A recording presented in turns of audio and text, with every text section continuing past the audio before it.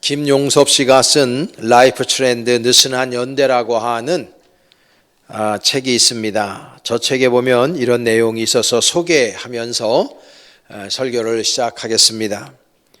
스웨덴에는 요즘에 필리그스감이라고 하는 용어가 유행입니다. 영어로 번역하면은 flight shame이라고 번역할 수 있는데요. 우리식으로 하면 비행기 여행의 수치심 정도로 우리가 해석할 수 있겠습니다. 다시 말해서 비행기를 타고 여행하는 것이 부끄럽고 창피한 일이다 라는 것을 드러내고 있는 겁니다. 왜 비행기 타는 것이 창피한 일인가? 그것은 바로 환경의 문제 때문이다 라는 것이죠. 이 비행기가 배출하는 그 온실가스 문제 때문에 비행기 여행에 대한 부정적인 시각을 가진 사람들이 생겨나기 시작한 거고, 지금 이 환경에 대한 문제를 스웨덴 사람들이 전 세계 사람들을 주도하고 있다라고 말할 수 있겠습니다. 스웨덴 정부에 의하면은 2019년도 비행기 이용객이 8% 정도가 줄었다라고 하는 발표도 볼 수가 있는데요. 지금 이 스웨덴에서는 탁시크리트라는 용어도 함께 유행을 하고 있습니다. 이 용어는 기차 여행의 자부심이다. 트레인 브레이킹이라고 이렇게 영어로는 표현하는데, 기차를 타고 다니는 것에 대해서 내가 자긍심을 갖는다. 비행기로 가면 훨씬 더 편하고 시간도 절약할 수 있지만 환경 오염시키는 주범이기 때문에 그런 것들을 타지 않고 오히려 기차를 탐으로 말미암아 프라우드가 생기는, 내가 환경 오염을 막는 하나의 몸짓을 하고 있다라는 생각을 가지고 지금 스웨덴 사람들이 이런 행위들을 하고 있다라는 것입니다. 2018년도 8월 달에 스웨덴 전체를 주목해 한 인물 한 사람이 있습니다. 스웨덴에서 2003년에 태어난 여성인데요. 우리나라 나이로, 지금 나이로도 한 18세밖에 되지 않은 친구인데요. 환경운동가 그레타 툰베리라고 하는 소녀입니다. 이 친구는 2018년도에 8월부터 등교를 거부하고 스웨덴 의회 앞에서 기후변화에 대한 대응을 촉구하는 1인 시위를 한 친구입니다. 이 친구는 스웨덴은 물론이고 전 세계적으로 인지도와 영향력을 가진 인물로 성장을 하게 되었는데요. 특별히 노벨 평화상 후보에 오르면서 전 세계 환경운동의 새로운 아이콘으로 부상한 소녀이기도 합니다. 우리나라 아이들은 대학 입시 때문에 공부하는데 열을 올리고 있을 때, 스웨덴의 저 학생 하나는요, 환경운동에 열을 올리고 있다는 거예요. 저것이 큰 반향을 일으켜서 지금 전 세계적으로 젊은 학생들이 들고 일어나서 환경운동을 하고 있는 걸 우리가 많이 볼 수가 있습니다. 지금 핀란드라든지 덴마크, 이런 북유럽에 있는 많은 국가들이 1990년대부터 탄소세라고 하는 세금을 걷고 있습니다. 다시 말해서 기후변화에 적극적으로 대응하고 있는 것이죠. 여러분, 지금 우리나라는 어떻습니까? 우리는 그동안 미세먼지에만 민감했지 기후변화 문제에는 우리가 둔감했습니다. 기후변화가 이 북극곰에만 영향력을 미친다고 우리 한국 사람들에는 인식이 bek혀져 있어요. 북극곰이 문제가 아니고 이 환경의 문제는 전 지구인들을 몰살시킬 수 있는 가장 큰 이슈여야 한다는 걸 우리가 기억할 필요가 있습니다. 지금 코로나19 같은 경우도 결국은 이 기후변화, 환경의 오염 때문에 우리가 당하고 있지 않습니까? 뼈저리게 우리가 지금 환경 오염이 얼마나 우리 지구인들을 힘들게 할 수 있는지를 느끼고 있는 것입니다. 여러분, 전 세계에서 탄소 배출량 1위 국가가 어딘지 아십니까? 너무나도 안타깝게도 바로 우리 대한민국이고, 우리 수도 서울이 세계 1위의 탄소 배출 국가이고 도시입니다. 너무나도 안타까운 일입니다. 창피한 일입니다. 사실 하나님께서 창조하신 세상은 처음에 너무도 아름답고 신선하고 모든 것들이 완벽한 것이었습니다. 그러나 인간의 죄성과 욕심으로 인해서 세상의 환경을 완전히 망쳐버리는 바람에 지금 우리는 미세먼지 그리고 코로나19와 같은 전염병에 시달리고 있는 것입니다. 결국 인간들이 파국으로 가고 있는 그 길목에 우리가 서 있다 해도 과언이 아닌 상태에 가 있습니다. 그런데 지금이라도 저는 늦지 않았다라는 생각을 합니다. 특히 우리나라 국민들의 의식이 빨리 더 성숙해짐으로 말미암아 환경의 문제에 대해서 더욱더 관심을 기울일 필요가 있습니다. 좋은 공기를 마시고 좋은 물을 먹고 좋은 환경 속에서 우리도 살아야 될 뿐만 아니라 우리들의 자녀들, 후손들에게 기성세대들이 그런 것들을 당연하게 물려줘야 되는 것. 그것이 바로 우리 기성세대의 가장 중요한 미션이 아닐까 그런 생각도 하게 됩니다. 어쨌든 우리가 한 번밖에 살 수 없는 인생, 정말 멋지게 건강하게 우리가 살아야 되지 않겠습니까? 그렇다면 우리가 어떻게 살아갈 것인가? 오늘 본문을 통해서 함께 말씀을 나누려고 하는데 제가 4가지의 주제를 가지고 함께 말씀을 한번 상고해 보려 합니다. 첫 번째로 우리가 어떻게 살아가야 되느냐? 첫째로는 우리가 인생을 즐기며 enjoying 하면서 우리가 살아가야 한다는 것입니다. Enjoying in your Jesus name. 하나님 아버지 예수 그리스도의 이름 안에서 우리가 아름답고 귀한 인생을 즐기면서 살아야 된다는 것입니다. 이것은 단순히 제가 세속적으로 즐기며 살자는 이야기가 아닙니다. 예수님의 이름 안에서, 성령 안에서 하나님과 더불어서 아름답고 귀한 인생을 즐기며 살자고 말씀드리길 원하는 겁니다. 여러분, 우리는 인생을 살아가면서 반드시 해야 될 질문이 있죠. Who am I? 나는 누구인가? 라고 하는 질문입니다. 나는 도대체 이 세상에 왜 존재하는가? 나는 어디로부터 와서 어디로 가는 존재인가를 우리는 날마다 생각해야 됩니다. 나는 누구인가? 자기 정체성에 관한 질문, 가장 근본적이고 철학적인 질문이지만 너무나도 중요한 질문이기 때문에 날마다 우리는 나 스스로에게 내가 누구인지에 대한 질문을 해야 됩니다. 오늘 본문의 근거를 통해서 보면 사도 바울은 자기 자신을 그리스도의 일꾼이라고 정의합니다. 또 다른 성경에 보면은 사도 바울은 자기 자신을 사도 아포스톨로스라고 자기 자신을 규정하고 또 듀울로스라고 하는 하나님의 종이라고 하는 표현을 쓰고 있는 것을 만나보게 됩니다. 그러니까 사도 바울은 그리스도의 일꾼이고 그리스도의 종이고 그리스도의 사도로 자기 자신을 이해하니까 그분은 그렇게 살았던 겁니다. 여러분, 우리가 우리 스스로를 어떻게 인정하고 파악하느냐, 자기 정체성을 어떻게 갖느냐에 따라서 우리는 그렇게 살아가게 되어져 있는 거예요. 그러므로 우리는 그 질문을 아주 깊이 있게 철저하게 해야 될 필요가 있는 것이죠. 수많은 세상의 사람들이 자기 자신이 누구인지를 모르기 때문에 주님 안에서 즐길 줄을 몰라요. 자기 중심적인 삶을 살아가다 보니까 하나님 아버지께서 원하시는 삶의 방식이 아니라 나 자신이 원하는 삶의 방식을 취해서 살아가는 겁니다. 그러다 보니까 사람들이 힘들어하고 어려워하는 겁니다.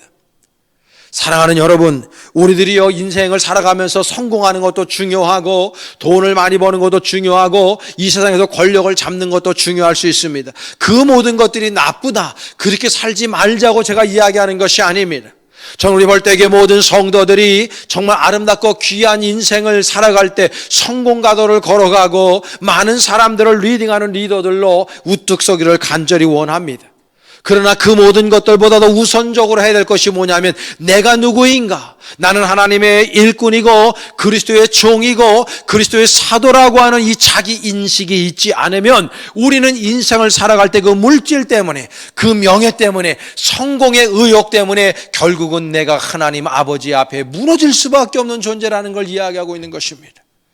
우리가 물질을 벌어도, 우리가 건강하게 살아도, 우리가 이 세상에서 많은 명예와 부귀영화를 누려도 그 모든 것들이 하나님 아버지를 위한 것이어야 한다는 것, 그리스도 예수의 일꾼으로서 하나님 아버지의 종으로서 그 모든 것들을 하나님 나라 확장을 위해 사용해야 한다는 것, 이거를 알고 우리가 삶을 살아가야 한다는 것을 여러분들께 말씀드리길 원하는 것입니다.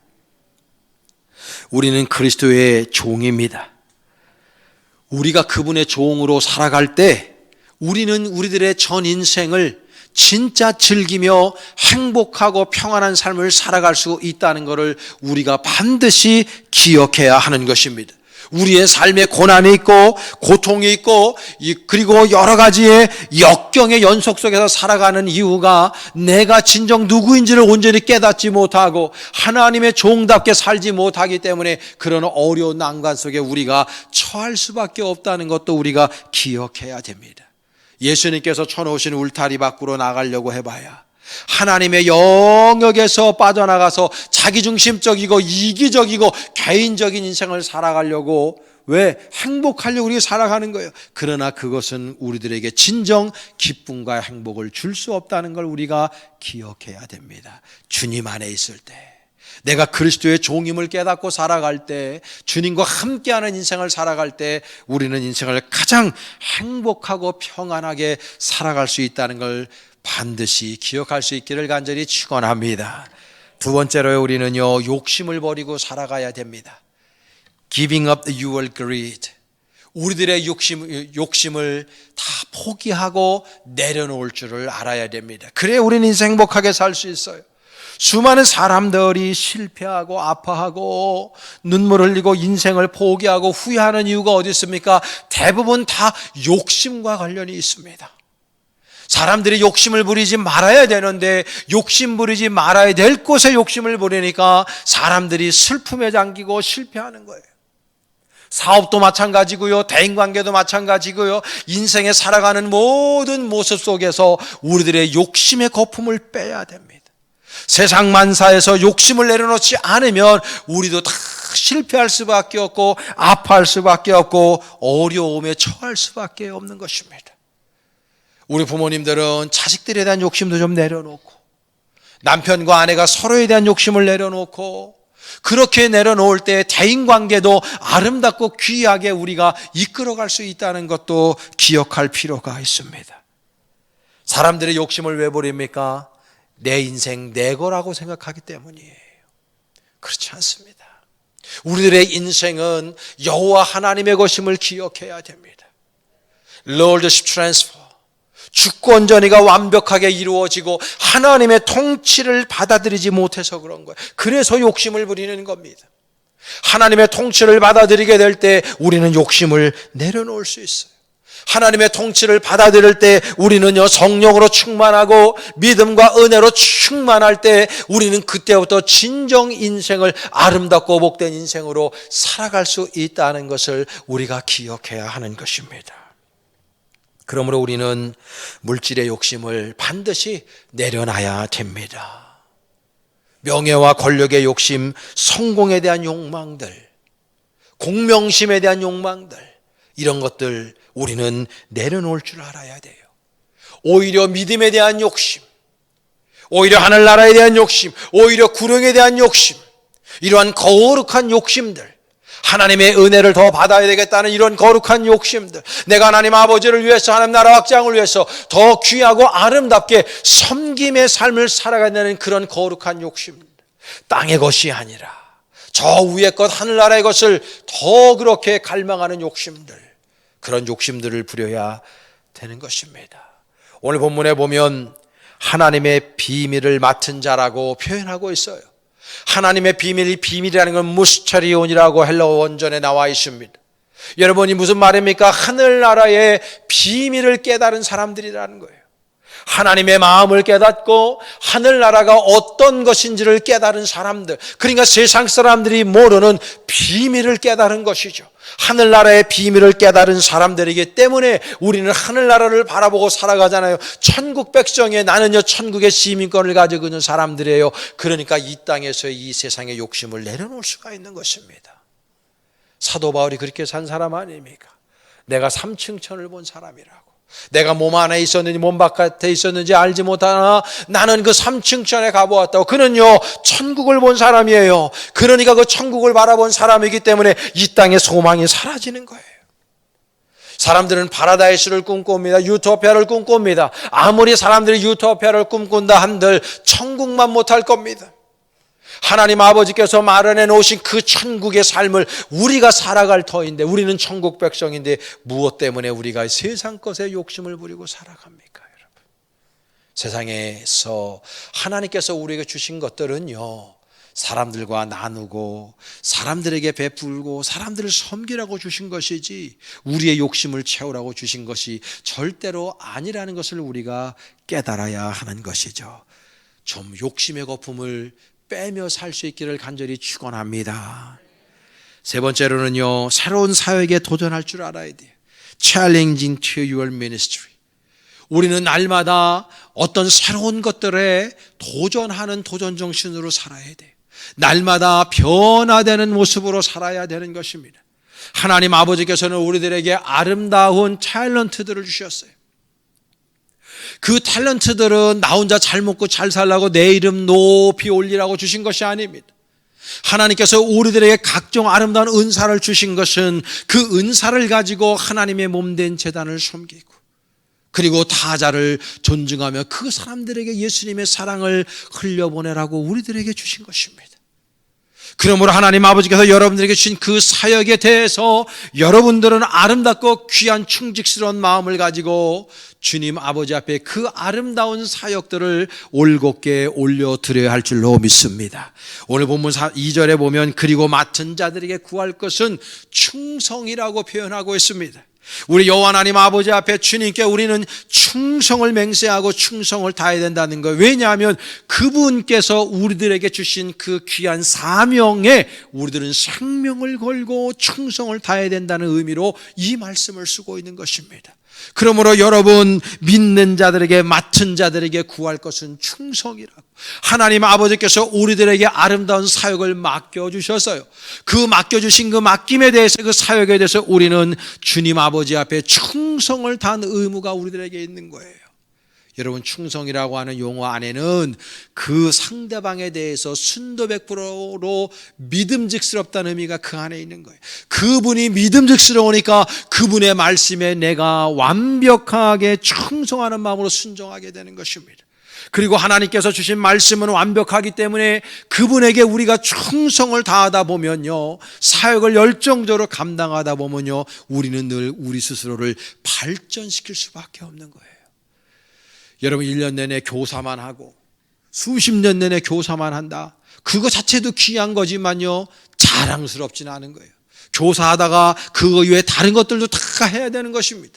이 사역도 하고 저 사역도 하고 하나님 아버지께서 우리들에게 허락하신 그 탤런트들을요, 아름답고 귀하게 주님의 나라 확장을 위해서 다양하게 우리가 사용할 줄을 알아야 되는 것이죠. 그럴 때 우리는 더 아름답고 귀하게 발전하고 성숙한 길로 우리가 갈 수가 있는 것이고, 그 충직스러운 사람들에게 하나님은요, 더 아름답고 귀한 사역들을 맡기신다는 것을 기억해야 되는 것입니다. 1달란트, 2달란트, 5달란트의 비유가 있지 않습니까? 여러분, 우리는 우리들의 사역을 더 성장, 발전시켜 나가는 모습으로 우리가 전진해 가야 할 줄로 믿습니다. 요즘에 일본에서는 오마카세라고 하는 용어가 유행입니다. 맡긴다라고 하는 일본어인데요, 식당에서 메뉴를 정해놓지 않고, 그리고 그날 가장 좋은 재료를 받아가지고 셰프가 만들어주는 대로 먹는 식당입니다. 그러니까 사람들이요, 식당에 가면 메뉴판이 없으니까 이게 뭔가 처음에 그거 헷갈려 하다가 그냥 그 식당 주인이 주는 거 먹는 거예요. 근데 이런 식당들이 지금 굉장히 인기를 끌고 있어요. 대부분 이제 초밥집에서 그렇게 한다고 해요. 그 보면요, 이 초밥에서 주인이 초밥을 만들어 주면 그냥 먹는 거예요. 왜 그렇습니까, 여러분? 그 셰프를 믿기 때문이에요. 여러분, 우리가 신앙생활을 하면서 똑같습니다. 하나님 아버지께서도 우리를 믿게 해야 되는 거죠. 우리가 주님을 믿듯이 주님도 우리를 믿게 해야 되고, 우리 주변에 있는 사람들도 우리를 믿게 해야 됩니다. 그럴 때 우리는 충직스러운 주님의 종들로 거듭날 수 있다는 걸 우리가 기억해야 되는 것이죠. 지금 세계에서 식사시간 대비로 가장 비싼 식당이 어디냐면 그 일본 도쿄의 긴자라고 하는 곳에 있어요. 그 식당 이름이 스키야바시 지로라고 하는 곳입니다. 이 스키야바시 지로는요, 오마카세만 하는 데입니다. 1인당 4만 엔입니다. 한 45만 원 정도. 나도 난 초밥 같은 게 별로 싫어하는데 이걸 한번 먹고 싶더라고요. 가서 비행기 열리면은 한번 좀, 박은희 권사님 맨 앞에 있으니까 한번 갑시다. 네, 아멘 했어. 1인분에 45만 원인데 말이죠. 근데 이게 초밥이요 20개 정도 줍니다. 그래서 제가 시간을 안 해서 따져보니까 이게요 1분에 2만 원꼴로 먹는 거예요. 그리고 이게 회전율도 빨라요. 20분에서 30분에 먹고 나갑니다. 근데 순도 100%의 예약제로 시작이 돼요. 오마카세입니다. 보면요, 이게 더 유명해진 게 2014년에 버락 오바마 대통령이 일본을 국빈 방문했을 때에 그 총리 관저에서 일주일 전에 예약을 딱 들어갔는데 리젝트 당했어요. 벌써 몇 달 전에 이게 예약이 차니까 그 사람들과 약속을 아무리 대통령이라도 어길 수 없다 이렇게 얘기한 거예요. 그래서 이 사람들이 아이디어를 낸 게 그러면은 식당의 영업이 끝났을 때 그때 가면 안 되겠냐. 그래서 식당 영업이 다 끝나고 난 다음에 오바마 대통령과 일본 총리가 가서 이걸 먹었다는 거 아닙니까? 오바마 대통령이 그 집을 나오면서 내가 일생에서 먹은 초밥 중에 가장 맛있었다고 이야기 극찬한 것으로 이 매장이 유명해지기도 했습니다. 저는요, 우리 그리스도인들이 이런 자긍심이 있어야 돼요. 초밥 하나 많은 것도 이렇게 자긍심이 있어야 하니까 사람들이요 거기에 몇 달 밀릴 정도로 사람들이 줄 서서 들어가 먹는 거예요. 그 비싼 돈을 값을 지불하고. 여러분, 우리는 그리스도인으로 누가 보더라도 믿음직스러운 사람들이 되어야 되지 않습니까? 그 사람이면 믿음직스러워. 그 사람이 하는 것이면은 더 이상 뒤돌아볼 필요가 없어. 그 사람이 하는 일이면 더블 체크할 이유가 하나도 없어. 그냥 믿고 맡길 수 있는 사람이야. 저는 평생 목회하면서 항상 제 머릿속에 목회에 관한 한 프로가 되어야 한다. 저는 그 마음을 항상 마음에 먹고 지금까지 목회하고 있습니다. 아직도 부족하고 연약한 것이 많은 사람이지만 항상 저는 그 생각합니다. 절대적으로 프로 정신을 가지고 해야 한다. 주님의 메시지도 마찬가지고 목회생활 자체를 프로 정신을 가지고 해야 된다. 날마다 나 자신을 발전시키고 성장시키기 위해서 저 스스로를 계속해서 채찍질하는 인생을 저는 살아가고 있습니다. 사랑하는 여러분, 날마다 우리는 변화를 추구하고 성장을 추구해야 합니다. 왜? 예수님 때문이죠. 주님이 맡겨주신 사역을 건성건성할 수 없기 때문입니다. 거기에 우리의 생명을 걸어야 되잖아요. 주님이 맡겨주신 사명인데요. 마지막 하나는 우리 어떻게 살아가야 되느냐, 나 자신의 관리를 철저히 저는 해야 된다고 생각해요. Managing to yourself. 우리 스스로를 잘 관리하는 사람. 정말 하나님의 자녀들로서 그리스도인답게 우리를 관리하는 거 매우 중요합니다. 여러분, 우리는요 하나님 아버지의 자녀로서의 영광스러운 신분을 가진 사람들입니다. 우리는 그리스도인이라고 하는 너무나도 아름다운 직분을 가지고 있는 사람들입니다. 그런데 우리가 인생을 어떻게 함부로 살아갈 수 있습니까? 여러분, 우리는요 그리스도인 다음으로 나 자신의 관리를 철저하게 할 수 있어야 됩니다. 세계적으로 유명한 리더십 강사인 존 맥스웰 목사님은 자기 관리가 최고의 리더십이라고 이야기했어요. 셀프 컨트롤. 나 스스로를 컨트롤할 줄 아는 사람이어야 된다는 거예요. 나 스스로를 관리할 줄 아는 사람이어야 된다는 거예요. 그런 사람들이 최고의 리더가 되는 거예요. 그렇지 않으면 그 리더십에 올라갈 수가 없기 때문입니다. 그래서 우리 그리스도인들은요 말을 하더라도 예수님처럼 해야 됩니다. 여러분, 예수님께서 이 땅에서 하신 말씀을 우리 들어보면, 복음서를 통해서 보면 예수님은 날마다 살리는 말을 하시지 않았습니까? 사람들에게 용기를 주었습니다. 인생을 방황하는 사람들에게 인생의 길이 어떤 것인지를 가르쳐 주셨습니다. 사회적 약자들에게 용기를 주는 말씀을 통해서 그들을 세워주셨고 사회 일원으로 당당하게 살아갈 것을 주문했습니다. 그분은요 날마다 다른 사람들에게 사랑을 베풀었습니다. 그분의 말과 그분의 행위를 우리가 닮아야 되는 겁니다. 우리가 그리스도인이기 때문에 인생을 정말 살맛나게 정말 멋지게 즐기면서 살 수 있으려면 우리는요 예수님처럼 말하고 예수님처럼 행동하는 삶을 우리가 살아가야 되는 것입니다. 다른 사람들의 마음을 아프게 하고 다른 사람들에게 상처를 주는 인생을 우리는 살아서는 아니 되는 것입니다. 여러분, 그러므로 우리는 우리 스스로를 날마다 아주 세밀하게 디테일하게 우리 스스로를 관찰해야 됩니다. 우리가 지금 오늘 52주에 51주를 드리고 있습니다. 이제 이번 주를 포함해서 2주밖에는 남지 않았어요. 이 세 밑에 우리들이 그동안에 우리의 인생을 어떻게 살아왔는지, 그리고 우리가 인생을 어떻게 살아가야 될지를 올곧게 반추하고 우리가 반성할 것을 반성해야 우리가 더 아름답고 귀하게 성장 동력을 가지고 성장할 수 있지 않겠나, 그런 생각을 하게 됩니다. 요즘은 바이오 해킹이라는 말이 유행입니다. 컴퓨터 해커가 컴퓨터 시스템을 해킹하는 것처럼 우리 인간의 몸을 분석하고 자기 몸에 다양한 실험을 하는 것을 바이오 해킹이라고 표현합니다. 그리고 자신의 몸을 그렇게 해킹하는 사람을 바이오 해커라고 표현하죠. 2017년 9월에 세르주 파게라고 하는 사람이 해커눈이라고 하는 그 블로그에 이런 글을 올렸습니다. 나는 32살이고 바이오 해킹에 $200,000를 썼다. 덕분에 더 차분해졌고 날씬해졌고 외향적이 되었고 건강하고 행복하다라고 이야기했어요. 그 사람은 지금 온전한 렘 수면을 취하고 있고 자기 자신의 몸에 맞는 최적의 영양을 공급받고 최적에 맞는 운동을 하고 있고 정신건강을 관리하고 있고 의료검사를 하고 있고 각종 보조기구 그리고 약 등을 사용함으로 말미암아 가장 행복하고 열정적이고 에너제틱한 삶을 살아가고 있다고 본인이 고백하고 있어요. 거기 그렇게 자신의 몸을 해킹하는데 우리나라 돈으로 2억 4천만 원 가까이를 들였다고 이야기하고 있어요. 이게 아직 보편적인 사람들에게 보편화되지는 않았다 할지라도 지금 인간의 삶은 그렇게 가고 있어요. 왜입니까? 행복하게 오래오래 살고 싶어서 그런 거예요.